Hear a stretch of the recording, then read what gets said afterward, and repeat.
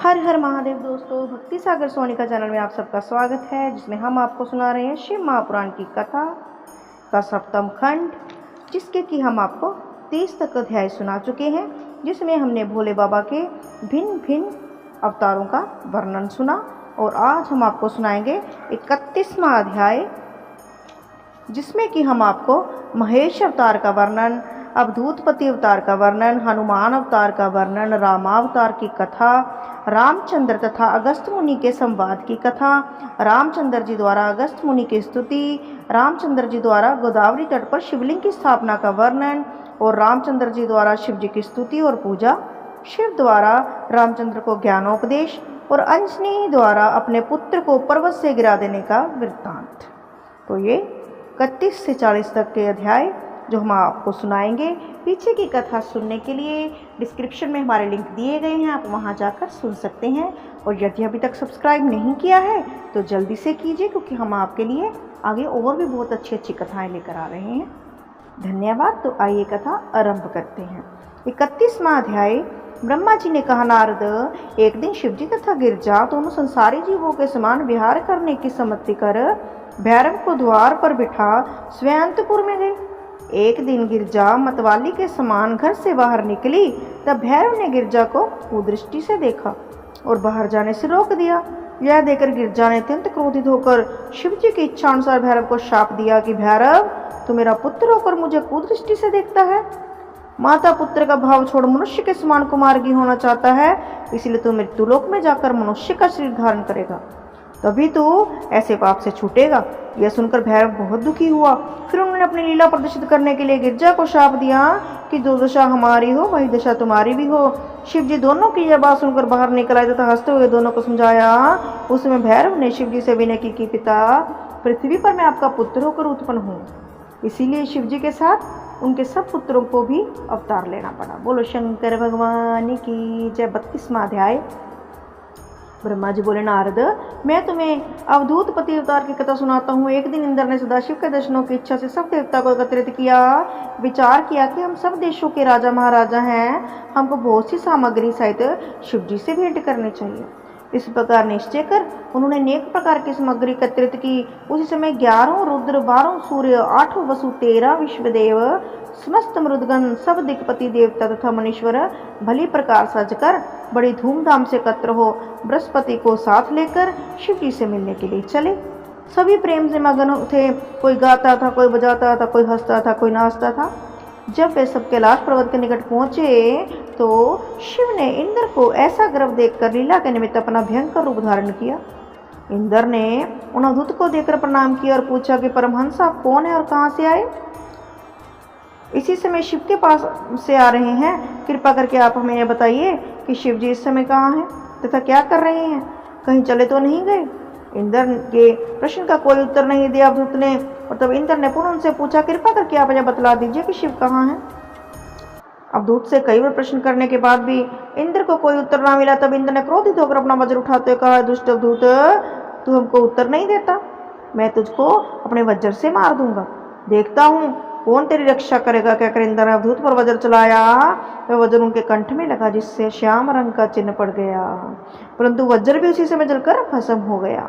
यह देखकर देवताओं की सेना में हाहाकार मच गया। शिव जी में क्रोध की ज्वाला इतनी बड़ी कि सब देवता उस ज्वाला से जलने लगे। इंद्र ऐसी लीला देखकर कांप उठे। उन्होंने तुरंत ही अपने गुरु बृहस्पति का स्मरण किया और शिव का ध्यान किया। जब बृहस्पति ने शिव का ध्यान किया तो शिव को पहचाना, तब उनकी स्तुति करने लगे। और इंद्र से कहा, इंद्र, ये और कोई नहीं, सदाशिव हैं।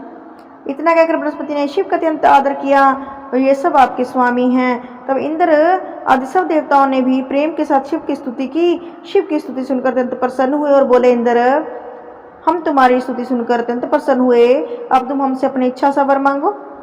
बृहस्पति अत्यंत प्रसन्न हुए। उन्होंने शिव से मांगा, प्रभु, इंद्र आपका सेवक है, आप इसकी रक्षा कीजिए। बृहस्पति के वचन सुनकर शिव ने कहा, बृहस्पति, हम कृपा करके इस ज्वाला को यहाँ से इतनी दूर फेंक देंगे कि इसका प्रभाव इंद्र पर नहीं होगा। तुमने आज इंद्र को जीवन दान दिया, इससे तुम्हारा नाम जीव होगा। शिव जी ने यह कहकर उसे क्रोधाग्नि को गंगा में फेंक दिया, जिससे जलंधर दैत्य उत्पन्न हुआ। हे नारद, अवधूत शिवजी यह चरित्र कर वहां से अंतर ध्यान हो गए।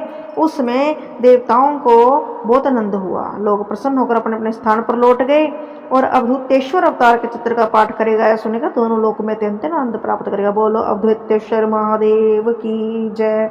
हे नारद, तुमने हनुमान नाम के शिव के अवतार की कथा सुनाता हूँ। उन्होंने वानर जाति में शरीर धारण किया, रामचंद्र जी से बड़ा स्नेह किया। कपिदेव महावीर हनुमान जी शिव जी के अवतार हैं। एक बार शिव ने जब मोहिनी रूप को देखा तो केवल रामचंद्र के कार्य के लिए लीला की कि वे मोहित होकर उस मोहिनी रूप में लिपट गए। उस समय शिव जी का वीर्य पृथ्वी पर गिर पड़ा। उस वीर्य का नग नामक मुनि ने शिव जी के संकेत से इस इच्छा से रख लिया कि उसके द्वारा रामचंद्र जी का कार्य सिद्ध होगा। तदुपरांत अंजनी के गर्भ से हनुमान जी उत्पन्न हुए। उनके इस प्रकार कपि अवतार लेने का कारण यह था कि 4 मास तक राजचंद्र जी ने वन में शिव जी का बड़ा तप किया था। उनकी परीक्षा लेने के पश्चात अपने गणों सहित अवतार लिया। सब देवताओं ने भी शिव जी की आज्ञा पाकर बंदर तथा रीछ तथा शरीर धारण किया। जब रामचंद्र ने रावण को अत्यंत बलशाली समझकर शिव की स्तुति की, तब शिव ने प्रसन्न होकर अंजनी के गर्भ से अवतार लिया। उन्होंने सूर्य को उदय होते ही निगल लिया। इसे देखकर ही देवताओं ने यह अनुभव किया कि शिव के ही अवतार हैं। उन्होंने रामचंद्र जी का संदेश अपनी पत्नी सीता के पास लंका में पहुंचाया। रावण की शोक वाटिका को उजाड़ा, लंका को जलाकर भस्म किया। रामचंद्र समुद्र से सेतु बांधा, जिसमें लक्ष्मण शक्ति के प्रहार से मूर्छित हुए। उनकी दशा देखकर रामचंद्र को अत्यंत दुख हुआ। हनुमान ने औषधि लाकर लक्ष्मण को जीवित किया, रामचंद्र जी का दुख दूर किया। तब उन्होंने भक्ति भाव की रीति को अपनाकर भक्ति को संसार में प्रसिद्ध किया, इसीलिए वे रामदूत के नाम से प्रसिद्ध हुए। नारद, शिव ने रामचंद्र के कार्य पूर्ण करने के लिए ही हनुमान अवतार लिया था। उन्होंने रावण की भुजा उखाड़कर राम तथा लक्ष्मण को बहुत हर्षित किया। उनकी उपासना से असंख्य पापियों ने मुक्ति प्राप्त की। यही दशा विष्णु जी की भी है। उन्होंने कृष्ण रूप धारण कर अर्जुन नामक पांडव का सारथी बनकर रथ हाँका। इतनी कथा सुनकर ब्रह्मा जी बोले, नारद, सनकादिक हमारे 4 पुत्र परम शैव हैं। वे तीनों लोकों में सदाशिव की मूर्ति हृदय में धरकर भ्रमण करते रहते हैं। एक दिन वे विष्णु लोक को पहुंच गए। वैकुंठ को देखकर प्रसन्नता पूर्वक इच्छा की कि विष्णु जी के दर्शन करें। 6 ड्यूटियों पर कर भीतर चले गए। 7वीं ड्यूटी पर जय और विजय मिल गए। किसी भी प्रकार भीतर नहीं जाने दिया। सनकादिक ने क्रोधित होकर शिव जी की प्रेरणा से उन गणों को शाप दिया कि तुम दोनों अब यहीं नहीं रहोगे। तुमने हमको विष्णु के मंदिर में जाने से रोका। यह कर्म राक्षसों के समान है, इसलिए तुम राक्षस होगे। इतने में विष्णु जी भीतर से निकल आए। उन्होंने सनकादिक की बड़ी स्तुति की। विष्णु जी को प्रसन्न कर आज्ञा पाकर हमारे लोक को चले आए। सनकादिक के शाप से वे दोनों गण दिति के पुत्र हुए। कनकशिपु तथा कनकाक्ष के नाम से प्रसिद्ध हुए, जिसको हिरण्याक्ष और हिरण्यकश्यप भी कहा जाता है। उन्होंने तुरंत ही तीनों लोकों पर विजय प्राप्त कर रही। तब देवताओं की इच्छा अनुसार विष्णु ने बड़ा अवतार धारण किया और कनकाक्ष को मारा तथा नरसिंह अवतार लेकर कनकशिपु को उधार चित्र डाला। उन दोनों गणों को 3 जन्म तक राक्षस होने का शाप था, इसलिए फिर उन्होंने कुंभकर्ण तथा रावण का जन्म लिया। शिव की बड़ी भक्ति थी। इसके पश्चात उसने तुम्हारे उपदेश से मोहित होकर कैलाश को जड़ से उखाड़ लिया। यह देखकर शिव ने रावण को शाप देते हुए कहा कि हमारे समान ही कोई मनुष्य उत्पन्न होकर तेरे अहंकार को दूर करेगा। शिव जी के शाप के कारण दोनों राक्षसों ने कुमार्ग पकड़ा, संसार में अनेक उपद्रव किए। तब देवता आदि दुखी होकर विष्णु के पास गए और रावण का सब वृत्तांत कह सुनाया। रावण शिव का परम भक्त था, उस पर कोई विजय प्राप्त नहीं कर सकता था, परंतु हम शिव जी की आज्ञा लेकर शरीर मनुष्य का शरीर धारण करेंगे, ऐसा विष्णु जी ने वचन दिया और रावण का वध करेंगे। यह कहकर उन्होंने देवताओं को विदा किया और स्वयं श्री राम के रूप में जन्म लिया दशरथ के यहाँ और विवाह कर राजा जनक की पुत्री सीता के साथ हुआ। फिर रामचंद्र राय दशरथ की आज्ञा से राज्य त्याग कर देवताओं के लिए कार्य करने के लिए वन में गए। वहां से सीता को रावण ने हर लिया, जिससे रामचंद्र को बहुत दुख हुआ। तब रामचंद्र जी ने अगस्त मुनि से उपदेश ग्रहण कर शिव की आराधना की। शिव जी ने प्रसन्न होकर रावण के वध की आज्ञा दी और रामचंद्र जी ने अपना धनुष बाण दिया। उस धनुष बाण द्वारा रामचंद्र जी ने रावण का वध करके सीता को पुनः प्राप्त किया। बोलो सियापति रामचंद्र महाराज की जय। 29वां अध्याय आरंभ। नारद जी बोले, पिताजी रामचंद्र जी के चरित्र का विस्तार पूर्वक वर्णन कीजिए। ब्रह्मा जी बोले, नारद, विष्णु जी ने देवताओं के कार्य के लिए पूर्णाश से यह अवतार धारण किया था। उन्होंने अनेक बाल चरित्र किए जिन्हें देखकर उनके माता पिता अत्यंत आनंदित हुए। उन्होंने फिर विश्वामित्र के साथ जाकर उनके यज्ञ की रक्षा की तथा सुबाहु की सेना सहित मार डाला। उन्होंने विश्वामित्र के साथ जनकपुर में जाकर राजा जनक की इच्छा अनुसार स्वयं अपने तीनों भाइयों का विवाह किया। इसके पश्चात जब राजा दशरथ अपने पुत्र वधु से अयोध्या को लौटे, उस समय के नंद का वर्णन नहीं किया जा सकता। देवताओं ने अपने कार्य की सिद्धि के लिए अनेक उपाय करके भरत की माता के कई को रामचंद्र के विरुद्ध भड़का दिया, जिसके परिणाम स्वरूप के कई माता ने रामचंद्र जी को दशरथ से कहकर वनवास दिलवाया। अयोध्या से वन को जाते समय रामचंद्र जी सर्वप्रथम चित्रकूट को गए। वहां उन्होंने मतंग यंद शिव जी की पूजा की। उस मूर्ति को मैंने वहां स्थापित किया था। वही शिव जी चित्रकूट के रक्षक हैं। जो मनुष्य चित्रकूट में जाकर उनकी पूजा ना करे, उसको वहां जाने का कोई फल नहीं मिलता है। भरत अयोध्या वासियों सहित रामचंद्र जी के पास पहुंचे। उन्होंने हाथ जोड़कर बड़ी भक्ति के साथ रामचंद्र जी से लौटने की विनती की, परंतु रामचंद्र जी ने उनकी बात ना मानकर तथा अपनी पादुका देकर उन्हें विदा कर दिया। कुछ दिनों पश्चात वहां से वे दंडक वन को गए। ऋषि मुनि निवास करते हैं। मार्ग में उन्होंने विराट को, जो सीता को उठाकर उड़ा था, मार डाला। फिर वे कुब्ज मुनि के पास पहुंचे, जहां अगस्त मुनि से उपदेश पाकर सीता और लक्ष्मण सहित पंचवटी को गए। शूर्पणखा ने आकर उनके विवाह की इच्छा की। जब रामचंद्र जी और लक्ष्मण ने उसकी इच्छा पूरी ना की, तब वे यह कहकर कि अब तुम्हें अपने किए का फल पाओगे, सीता को डराने लगी। तो लक्ष्मण ने क्रोधित होकर उसकी नाक कान काट दिए और शूर्पणखा वहां से रोती पिटती अपने भाई दूषण के पास पहुंची। सब वृत्तांत कह सुनाया। अपनी बहन की यह दशा देखकर खर्त तथा दूषण शूर्पणखा को आगे कर रामचंद्र के पास पहुंचे और अपमान का बदला लेने के लिए युद्ध करने गए। उसी समय रामचंद्र जी ने सीता जी को लक्ष्मण की सुरक्षा में रखकर अकेले ही शूर्पणखा के अतिरिक्त समस्त राक्षसों को मार डाला। शूर्पणखा यह दशा देखकर वहां से रोती हुई रावण के पास पहुंची और आदि से अंत तक जब वृत्तांत कह सुनाया। रावण ने शूर्पणखा के मुख से रामचंद्र की वीरता का समाचार सुन क्रोधित होकर मारीच को सीता के हरण के लिए कहा। रावण का मामा मारीच विचित्र मृग का स्वरूप धारण कर सीता के सामने पहुंचा। उस समय रामचंद्र सीता के हर तथा मृग के छल में आकर मृग का वध करने के लिए उसके पीछे पीछे चल दिए। जब बहुत देर होने पर लक्ष्मण ने रामचंद्र जी को लौटते ना देखा, तो वो सीता को वहीं अकेले छोड़कर रामचंद्र जी की खोज में चले। इस प्रकार रामचंद्र जी और लक्ष्मण के चले जाने के पश्चात रावण ने अवसर देखा और सीता माता को लंका को लेकर भागा। मार्ग में सीता को रोते देखकर जटायु ने रावण से युद्ध किया, परंतु रावण ने जटायु के पंख काट डाले। जब रामचंद्र जी तथा लक्ष्मण जी लौटे तो सीता माता को ना पाया और मूर्छित हो गए। पृथ्वी पर गिर पड़े। रोते रोते पूरे वन में फिरे। आगे चलकर उन्हें जटायु से सब हाल मालूम हुआ। जटायु ने रामचंद्र जी को सब हाल बताकर अपने शरीर को त्यागा और श्री राम ने स्वयं अपने हाथों से जटायु का दाह संस्कार किया। 35वां अध्याय। हे नारद, तत्पश्चात राम लक्ष्मण ने अगस्त मुनि को देखकर दोनों हाथ जोड़े, सिर निभाकर प्रणाम किया। उस समय मुनि ने राम लक्ष्मण को अत्यंत दुखी देखकर इस प्रकार कहा कि हे राम, तुम स्त्री के लिए इतना दुखी क्यों होते हो? किसी को नहीं होता। केवल जीव इस सब इंद्रियों से परे है, उसका कोई कार भी नहीं है, तो भी वह सब में विद्यमान है। बुद्धि के विरुद्ध सब कार्य कर रहे हो। केवल यह सोचकर संतोष करो कि यह शरीर नाशवान है, आत्मा कभी नहीं मरती। ब्रह्मा एक ही है, दो नहीं। फिर कौन स्त्री कौन पुरुष? इसलिए हे श्री राम, तुम सीता के वियोग का दुख दूर करो। व्यर्थी मोह के वश में पड़े हो और शिव का स्मरण करो। अगस्त मुनि के ऐसे वचनों को सुनकर रामचंद्र जी बोले, मुनि, आपने अभी यहाँ कहा कि आत्मा शरीर से भिन्न है तथा शरीर जड़ है, उसको कोई दुखी नहीं हो सकता। आप मुझे ये बता दीजिए कि दुख किसको होता है? मुझे इस समय सीता के वियोग का दाह है, वही मेरे शरीर को जला रहा है। जो बात शरीर में हम प्रतिदिन देखते हैं, उसके लिए आप क्या कहते हैं? दुख सुख का भोगने वाला कोई है भी या नहीं? अगस्त जी बोले, राम जी, शिव जी की माया अपार है, उसका नाम प्रकृति है। उसी से संपूर्ण संसार की उत्पत्ति हुई। इस प्रकृति का स्वामी शिव जी को समझो। पुरानी वासना ही संसार का क्षेत्र जग है। 4 प्रकार का अंतकरण उसमें प्रकाशित होता है। जीव अपने कर्मों का फल प्राप्त करता है तथा उन्हें भोगता है। सब दुख सुख अपने कर्मानुसार ही होते हैं। माया के बंधन से सुख दुख जो माया से भिन्न है, वही संसार पर प्रबल है। यह सुनकर रामचंद्र ने कहा, हे मुनि, आपने जो कुछ कहा वह सच होगा। फिर भी हमारा दुख किसी प्रकार दूर नहीं होता। जिस प्रकार मद बड़े बड़े बुद्धिमानों को मस्त कर देता है, उसी प्रकार भाग्य के भोग को अत्यंत दुखदायी होता है। सब लोग उसी भाग्य के रूप में हैं, उस पर किसी का वश नहीं। सब दुख सुख में उसी से होता है। हमने भाग्य को सर्वोपरि शिव के समान समझ लिया, वही मुझे इस समय दुख दे रहा है। अब मेरी इच्छा है, जिसने मेरी स्त्री का हरण किया मैं उसका वध कर डालूं। मैं सूर्यवंशी राजा दशरथ का पुत्र हूँ, यदि शीघ्र ही उसका वध ना करूंगा तो मेरा जीवन निष्फल हो जाएगा।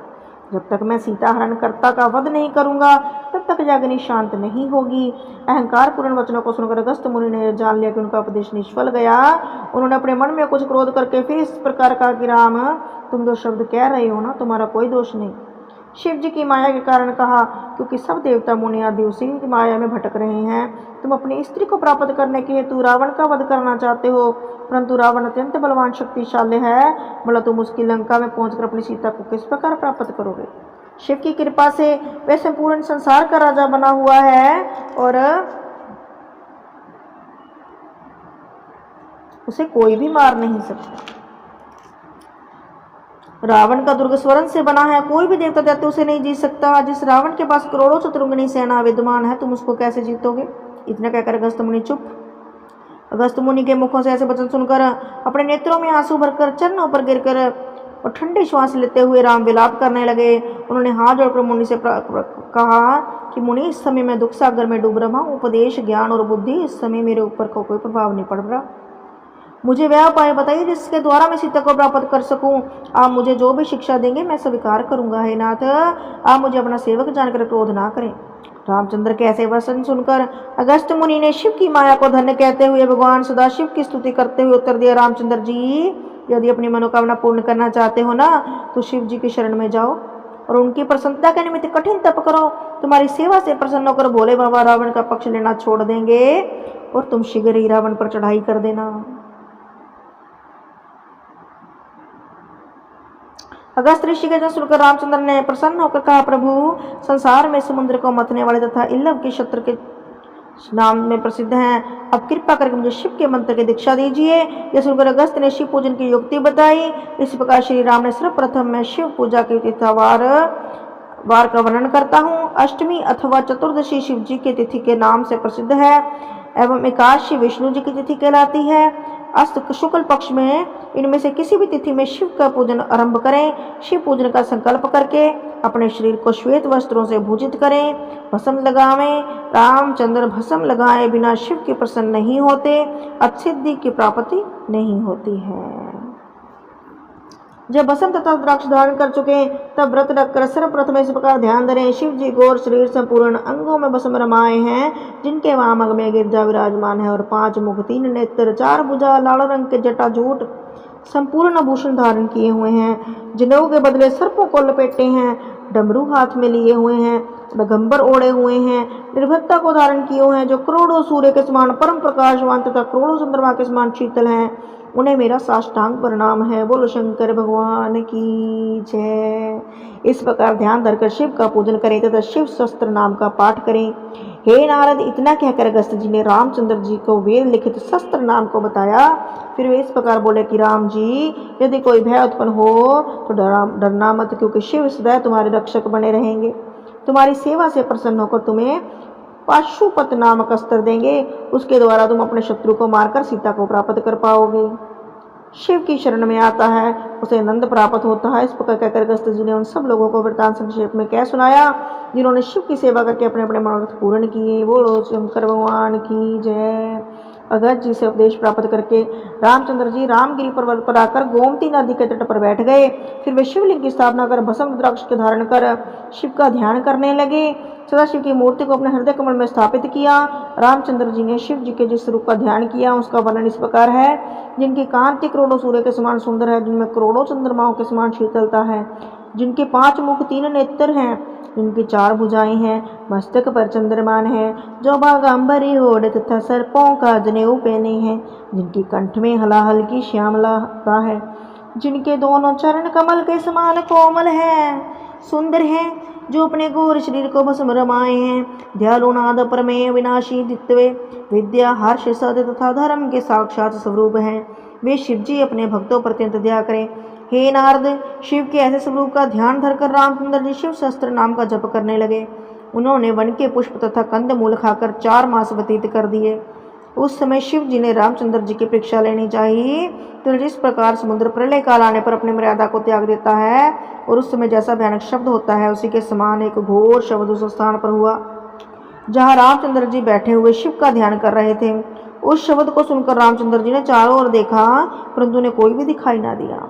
ठीक उसी समय चारों ओर वन में अग्नि की ज्वाला फैल गई। उस दृश्य को देखकर अपने नेत्र बंद कर अनुमान किया यह किसी दैत्य की माया है। वे अपने हाथों में धनुष्मान लेकर अपने बाणों द्वारा उस ज्वाला को बुझाने का प्रयत्न करने लगे। उनके पास जितने भी अस्त्र शस्त्र थे अग्नि की भेंट हो गए। उसी समय में रामचंद्र का धनुष भी उनके हाथों छूटकर पृथ्वी पर गिर पड़ा। देखते देखते जलकर भस्म हो गए। यह दृश्य देखकर रामचंद्र मूर्छित हो गए। चैतन्य प्राप्त होने पर रामचंद्र ने जब शिव का ध्यान किया तो उनके नेत्र खुल गए और अग्नि भी दृश्य हो गई। उसी समय उन्होंने देखा कि मुख्य लक्षणों से युक्त भगवान भोलेनाथ नंदी पर सवार होकर उनके सामने खड़े हैं। बोलो शंकर भगवान की जय। रामचंद्र जी को अत्यंत प्रसन्नता हुई। विष्णु को लक्ष्मी सहित रुद्राध्याय का पाठ करते हुए गरुड़ पर सवार हो वहां आते हुए देखा। उन्होंने ब्राह्मणी सहित मुझे भी रुद्र सूक्तम का पाठ करते हुए हंस पर रूढ़ हो वहां आते हुए देखा। उन्होंने उसी ज्वाला से प्रकट होकर संपूर्ण मुनियों को शिव की स्तुति करते हुए देखा। उसके बाद उन्होंने यह देखा कि संपूर्ण दिग्पाल भी अपने लक्ष्यों तथा पत्नियों के साथ शिव स्तुति का पाठ कर रहे हैं। उन्होंने गंगा आदि प्रसिद्ध नदियों सहित वेद मंत्र का पाठ करते हुए समुद्र को भी वहां आते देखा। इस प्रकार संपूर्ण देवताओं तथा शेष आदि नागों को अपनी स्त्रियों सहित शिव जी की स्तुति का गायन करते हुए वहां आते हुए देखा। हे नारद, नंदीगण तथा गणेश जी भी अपने वाहनों पर सवार होकर वहां पहुंचे। उस देव सभा को देखकर रामचंद्र को आनंद प्राप्त हुआ, उसका वर्णन नहीं किया जा सकता। रामचंद्र ने शिव जी के चित्र को देखकर संपूर्ण सभा सहित उनकी स्तुति की। हे नारद, तब रामचंद्र जी ने शिव को अनेक प्रकार बारंबार नमस्कार किया और कहा कि भगवान, आपके चरण कमलों में मेरा प्रणाम है। मुझे ये आशा है कि आपकी कृपा से मेरे संपूर्ण कार्य संपन्न होंगे। भगवान सदाशिव के नाम का जप करने लगे। उसी समय शिव ने अपनी लीला द्वारा एक सोने के रथ को प्रकट किया। शिव जी बैल से उतरकर उस रथ पर आरूढ़ हुए। उस समय सब लोग जय जयकार करने लगे। विष्णु जी तथा मैं भी शिव की स्तुति करने लगे। उस समय शिव ने रामचंद्र को मस्तक झुकाए देखकर उन्हें अत्यंत प्रेम पूर्वक अपने रथ पर बिठा लिया। जिस धनुष द्वारा वे प्रलय करते हैं उसे रामचंद्र को प्रदान किया। उसके उपरांत उन्होंने यह कहा कि हे राम जी, ये बाण प्रलय करने वाले हैं। तुम इसका प्रयोग तभी करना जब तुम्हें अपने प्राणों पर किसी प्रकार का संदेह हो। यदि तुमने किसी अन्य समय पाशुपत अस्त्र प्रयोग कर दिया तो निश्चय रखना कि संसार में प्रलय आ जाएगी। रामचंद्र के इस प्रकार कहकर शिव ने देवताओं को संबोधित करते कहा कि देवताओं, रामचंद्र जी मेरे नन्हे सेवक हैं। इनका शत्रु रावण अत्यंत बलवान है। हमारी आज्ञा स्वीकार कर तुम बाण तथा रीछ आदि बनकर इनकी सहायता करना। शिव जी की इस आज्ञा को सब देवताओं ने स्वीकार कर लिया और विष्णु जी ने नारायण अस्त्र में ब्रह्मांड इंद्र ने अग्निबाण रामचंद्र को दिए। उस समय रामचंद्र जी ने शिव जी की प्रार्थना करते कहा, प्रभु, समुद्र का विस्तार 100 योजन का है। मनुष्य द्वारा इसे पार करना अत्यंत कठिन है। किस प्रकार इसे पार करके लंका में पहुंचा जाए तो उसमें प्रवेश करना अत्यंत दुष्कर है। इधर हम संख्या में केवल 2, सब प्रकार से साधनहीन। ऐसी स्थिति में हम उन किस प्रकार विजय प्राप्त करेंगे। रामचंद्र जी के वचन सुनकर शिव ने उत्तर दिया, हे राम जी, तुम कुछ चिंता मत करो, हम तुम्हारी सहायता करेंगे। लंका के राक्षस धर्म के विरुद्ध हो गए हैं, उनके मरने का समय समीप आ गया है। तुम्हारी विजय तो निश्चित है। हम तुम्हें एक बात और बतला दें, किष्किंधा नगरी में सब देवताओं ने बंदर का रूप बनाया है। उनकी सहायता द्वारा तुम समुद्र पर सेतु बांधकर लंकापुरी में आसानी से पहुंचोगे। रावण का वध करके सीता को प्राप्त कर लोगे।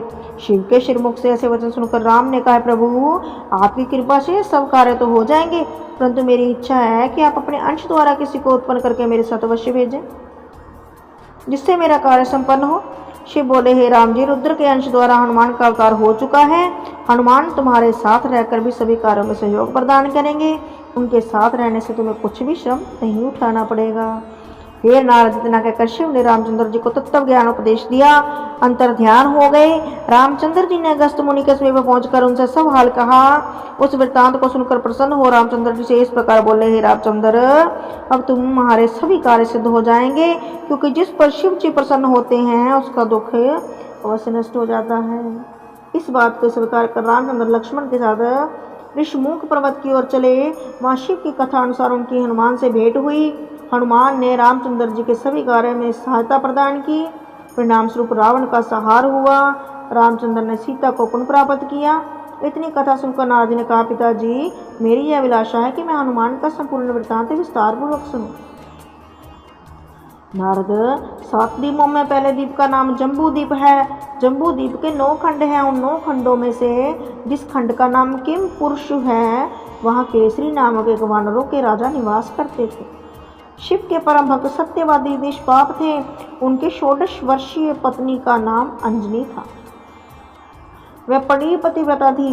एक दिन की बात है, 16 श्रृंगार करके उत्तमोत्तम वस्त्र भूषण को धारण करके पर्वत के एक शिखर पर खड़ी हुई थी। उसी समय 49 पवनों में से समीर नाम की एक वायु, जिसका नाम प्रभंजन भी था, वहां पहुंची।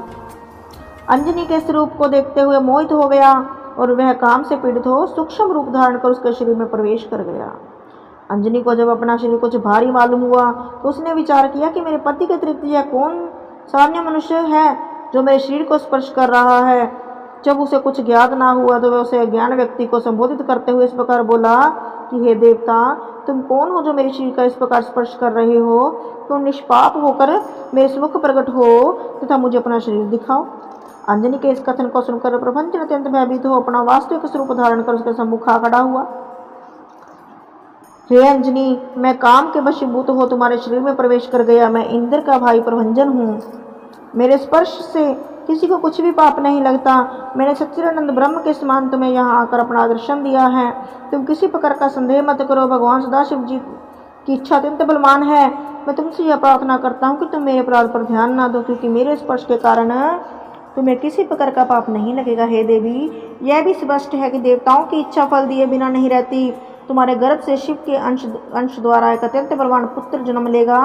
वह शिव जी का ही समान तेजस्वी, वेगशाली तथा शत्रु का संहार करने वाला होगा। रामचंद्र जी और सीता का सेवक बनकर अंतर्दान पर एक आनंद प्रदान करेगा। इतना कहकर पवन देवता अंतर ध्यान हो गए। इस घटना के कुछ समय पश्चात अंजनी के गर्भ से तथा पवन देवता के आशीर्वाद से शिव जी अपने संपूर्ण अंश सहित अस्तित्व हुए। 10 महीने बाद अंजनी के गर्भ से एक पुत्र उत्पन्न हुआ। वह बालक परम तेजस्वी तथा रूपवान था। उस समय देवता आकाश में जाकर दुंदुभी बजाने लगे।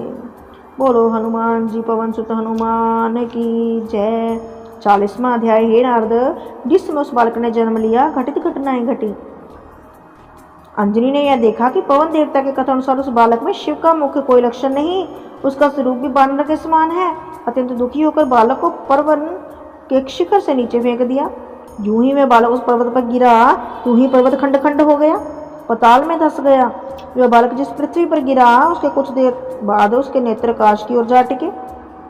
जब उसकी दृष्टि उगते ही सूर्य पर पड़ी तो उसने समझा कि कोई पका हुआ फल है, मुझे उसे खा लेना चाहिए। इस विचार को आते बालक सूर्य को निगलने के लिए आकाश में दौड़ा। ठीक उसी समय जब वह बालक सूर्य को निगलने के लिए आगे बढ़ा, राहु देवता भी सूर्य को निगलने के लिए उसी ओर जा रहे थे। राहु को देखते ही उस बालक ने समझ लिया कि व्यक्ति मेरा प्रतिद्वंदी है, इस फल को स्वयं खाना चाहता है। तब वह सूर्य के रथ को रोककर राहु की ओर अपना मुख फैलाकर दौड़ पड़े और राहु उसे देखते ही तुरंत भाग गया। हे नारद, उस शब्द के कारण देवलोक में हलचल मच गई। थर थर कांपने लगे। इंद्र ऐरावत हाथी पर चढ़ वज्र को हाथ में लेकर उसकी ओर चल दिए। बालक सूर्य को निगलने के लिए अपना मुंह फैला ही रहा था। कुछ समय इंद्र को वहां आते देखकर उसने अत्यंत क्रोध किया। मुख फैलाकर पहले इंद्र को ही निगल जाने के लिए बढ़ा। देखकर इंद्र ने क्रुद्ध होकर अपना वज्र द्वारा उसको बालक को घायल कर दिया और पृथ्वी पर गिर पड़ा। शिव ने चरित्र करके केवल इसीलिए किया कि जिससे लोक में वज्र की प्रतिष्ठा नष्ट न हो। जब प्रभंजन ने अपने पुत्र को इस प्रकार पृथ्वी पर गिरा पाया तो वह उसे मरा हुआ जानकर अत्यंत विलाप करने लगा। उस समय शिव ने आकाशवाणी द्वारा से संतावना देते कहा कि प्रभंजन, तुम इतने व्याकुल मत हो। हम तुम्हें एक उपाय बताते हैं, जिसके करने से तुम देवताओं से अपना बदला लोगे। क्षण में स्वयं आ पहुंचेंगे। तुम सब ओर से अपने अंश को खींच लो, अर्थात बाजू का बहना बंद कर दो। आकाशवाणी को सुनकर प्रबंध ने तीनों लोगों के अंश को खींच लिया। शिव के समीप आकर आनंद से बैठ गया। उसमें वायु के स्थिर हो जाने से सब देवताओं को उधर फूल गए। सभी प्राणी श्वास के भाव से व्याकुल होने लगे। तब मैं उसने सबको साथ लेकर विष्णु के समीप शिव समुद्र में जा पहुंचा। उनसे कहा कि प्रभु, शिव जी से प्रेरणा पाकर वायु ने ऐसा उपद्रव मचाया, अब कुछ कीजिए। शिव की शरण में पहुंचकर उनसे रक्षा करने की प्रार्थना की। विष्णु जी हमारी इस बात से सहमत हुए। तब सब देवता उनके साथ लेकर शिव के पास पहुंचे। नतमस्तक को खड़े हो गए। शिव ने हम लोगों की प्रार्थना सुनकर कहा, देवताओं, तो बालक मेरे अंश से उत्पन्न हुआ है और पवन का पुत्र है। इंद्र ने मूर्खता से उसके ऊपर वज्र का प्रहार किया, यह उचित नहीं है। अब तुम्हें यह उचित सर्वप्रथम वायु देवता की प्रसन्नता के हेतु कोई ऐसा कार्य करो, उपाय करो जिससे वायु देवता प्रसन्न हो, तब तक तुम्हारा मनोरथ सिद्ध नहीं होगा। शिव की इस आज्ञा को सुनकर सब देवताओं ने वायु से क्षमा मांगी। उसे प्रसन्न किया। सब लोग शिव के साथ लेकर उस बालक के समीप जा पहुँचे। शिव जी की कृपा दृष्टि पड़ते ही वह बालक चैतन्य होकर उठ पड़ा। प्रभंजन का दुख दूर हुआ। बोलो शंकर भगवान की जय, पवन सुत हनुमान की जय। तो ये थे हमारे 31 से 40 तक के अध्याय, जिसमें हमने राम जन्म और बाल हनुमान जन्म भी सुना। तो हम आगे की कथा में अवश्य सुनेंगे कि किस प्रकार हनुमान जी को देवताओं ने वरदान दिए और किस प्रकार उन्होंने राम जी की सहायता की। तो ये कथाएं हमारे साथ सुनने के लिए हमारे साथ बने रहें। यदि सब्सक्राइब नहीं किया है तो सब्सक्राइब कीजिए, और यदि कथा में कुछ अंश भी अच्छे लगे हों तो प्लीज़ शेयर ज़रूर करें, कमेंट करें और हमारे साथ बने रहें, ताकि हम अगले के अध्याय में आपको और भी अच्छी अच्छी कथाएँ सुना सकें। हर हर महादेव। धन्यवाद।